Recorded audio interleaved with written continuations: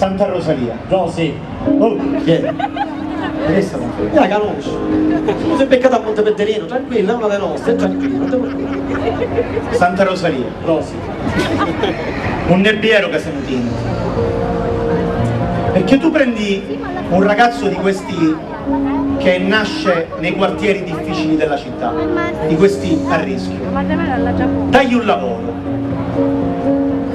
dagli la dignità di fare un mascolino, raccattare una macchinuzza, raffettare una casuzza, riportare a zita una mucchiera a mangiare fuori, dagli la dignità di non far mancare nulla alla sua famiglia, dagli la possibilità di avere qualcosa da perdere, e poi vediamo se se ne va a rubare, e poi vediamo se si unisce alla malagente. non è vero Casentino.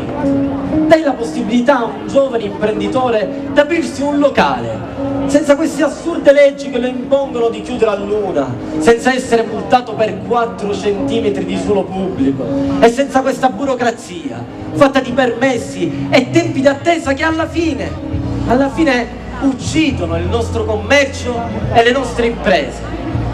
E poi vedremo se i nostri commercianti non fanno lo scontrino, e poi vedremo se i nostri commercianti non pagano le tasse. Un nebbiero che siamo tinti.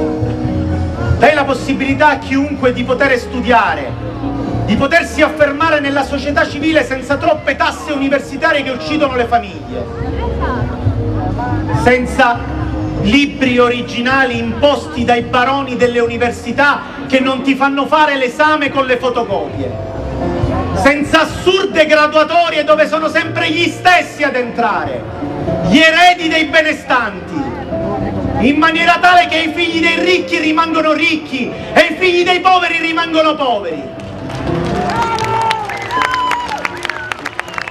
E poi vediamo se il figlio di un operaio o il figlio di un ambulante un può fare un dottore o l'ingegnere. Non è vero che siamo tinti. Dai la possibilità agli artisti di questa città di avere uno spazio sociale dove crescere, creare, confrontarsi, sperimentare, perché gli attori, i musicisti, i cantanti, i pittori, i registi abbandonano questa città. Una Palermo che per loro non ha né spazio né tempo. Dai loro la possibilità di ritornare e di ridare a Palermo il ruolo e il titolo che le spetta nel mondo, quello di città d'arte. E poi vedremo se i migliori attori e i migliori registi e quant'altro sono sempre da fuori. E poi vedremo se i nostri artisti non sono all'altezza.